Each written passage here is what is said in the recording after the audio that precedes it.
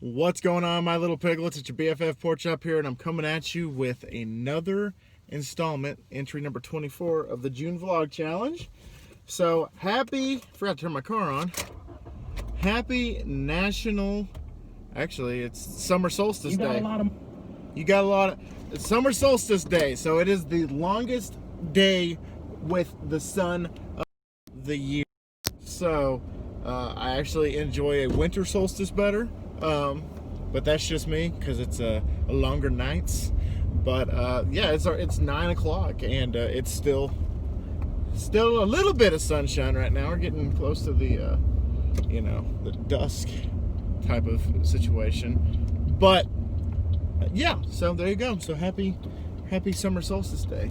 Now I'm gonna go home and eat some spaghetti and I'm gonna go to sleep because I'm tired. So today nothing really happened at the wholesaler. We were actually pretty dead today, and I was actually kind of bored at one point. So bored that I actually checked out the Kelly Blue Book of my old car, The Phantom Stranger. But anyway, that's how boring it was. So, before I get started on any of the other topics that I have for the evening, you guys can please go ahead, ask me some questions. I'm begging for some questions here, man. I'm barely getting any of them. It seems like this year, I don't know if it's COVID or what, but it seems like that I'm not getting as much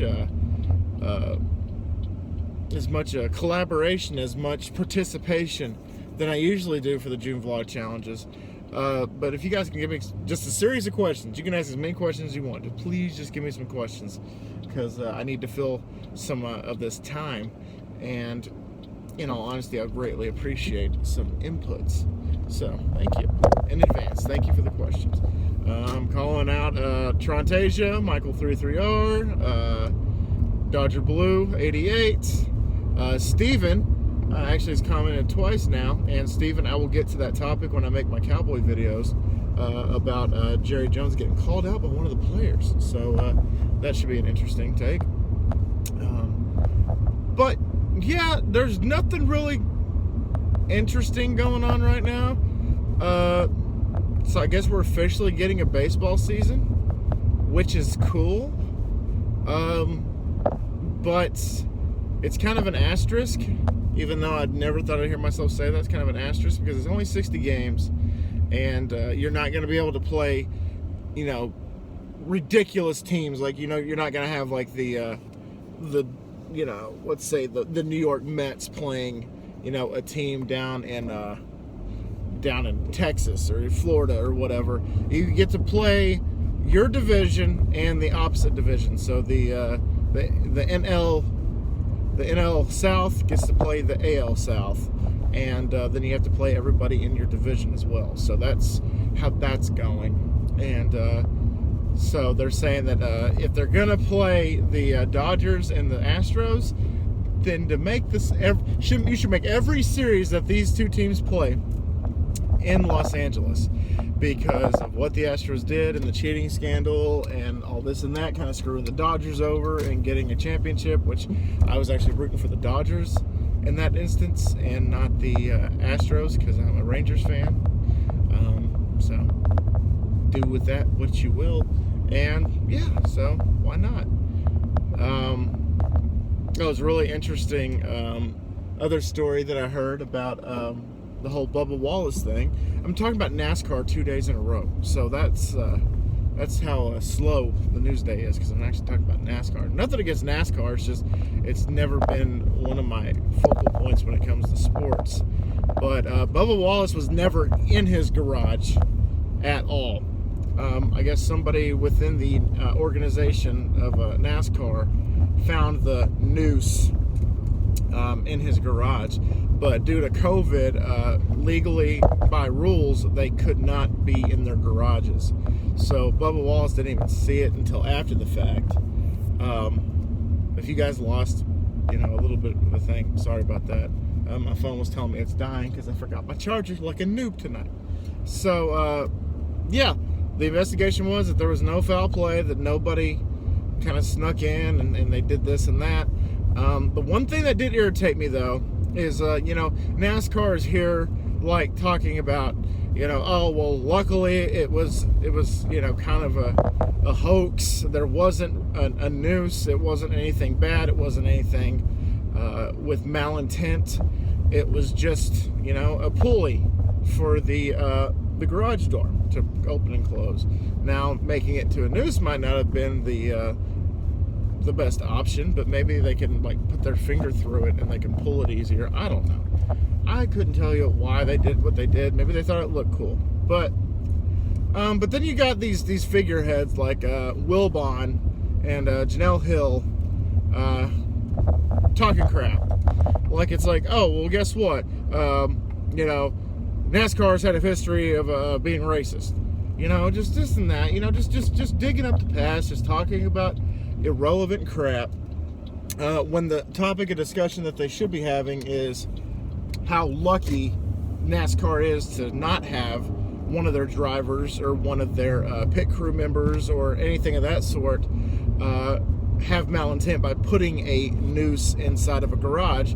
But instead they're focusing on, how NASCAR is just like a good old boy sport, and we're not welcome here, and it's not a very welcome sign that when this happens and yada yada yada, and people are flying planes that say defund NASCAR and they have the Confederate flag flying. It's like, listen, man, it's not going to magically happen overnight. When they ban the Confederate flag, they ban anything that's racist, they do this, they do that.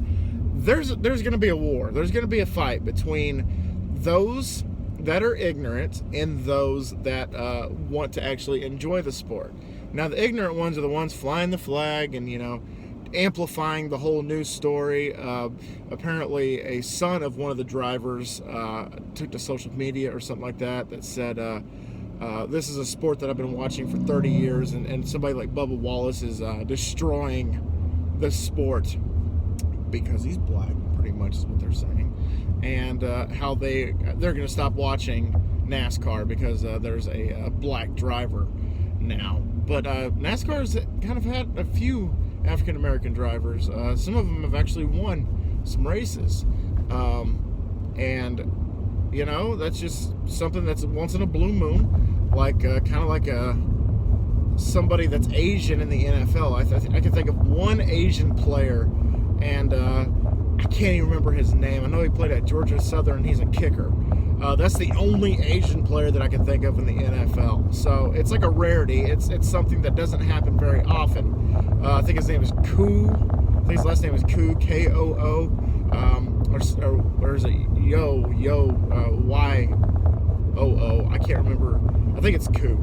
But he's in the NFL, and he's a kicker that's Asian, and that's kind of like, what? And that's awesome to see, by the way. Just these different barriers and these different leagues that you're not used to seeing. So even though it's a rarity, having a African American driver in NASCAR, that's fantastic. That's a groundbreaking almost, but it's awesome to see. Anyway, didn't mean to drone on and on about that, but yeah. So I know I say that at the end of every topic, but I'm just like, I don't know what else to say here. I don't know what to do with my hands, like Ricky Bobby. And so today's been a long day. Luckily, I got to cut my time at Pizza Planet by an hour. I don't know if that's lucky or not. Tonight was kind of slow, so Chico just said, "You can go, man." I'm like, "Thanks, man. I get to go home an hour early. I appreciate you." So, oh man, what else do I want to talk about tonight? Oh yeah, personal story that happened tonight at Pizza Planet. Okay.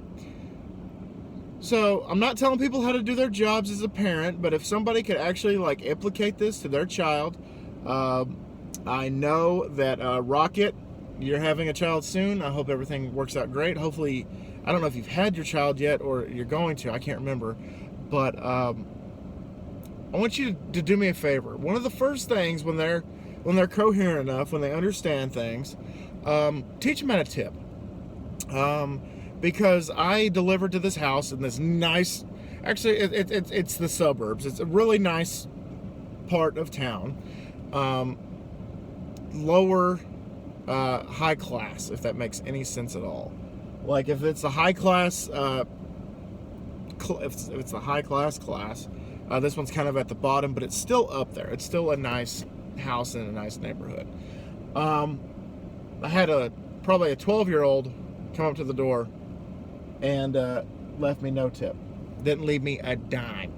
And that was a big order, guys. It was like a $30+ order, and to get stiff like that kind of rubbed me the wrong way, and I didn't appreciate it. So teach your kids how to tip.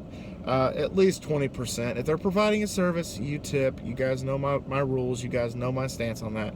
If they provide a service, just tip them.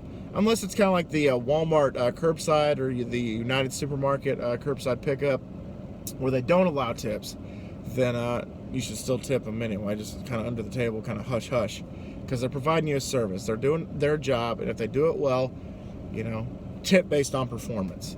In all honesty, I delivered everything with a smile. You couldn't see it because I have to wear a mask when I deliver for Pizza Planet. It's just company policy. Yeah, I included the crushed red peppers and Parmesan packets on the side, and I also included a couple of icings for the cinnamon sticks that they got, which usually you're supposed to specify if you want it or not. Some people want it, some people don't, but I went ahead and got some anyway for that. So I just tip, even if it's a shit, service, just tip. Like, I can tell a story once when we were in Minnesota. My grandparents, my little sister, and I, we were at this restaurant, and the waitress was terrible, absolutely terrible. And my grandmother and grandfather threw a fit how terrible the service was. It was bad. We had to haggle her multiple times for us to even get refills. That's how bad it was. And she disappeared for a while.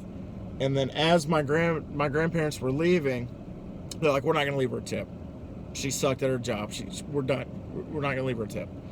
And so my sister and I kind of looked at each other, and we still left her like $5 worth of a tip. Even though it wasn't that good, we still left her a tip.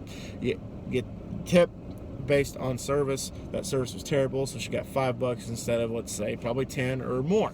So that's how that goes.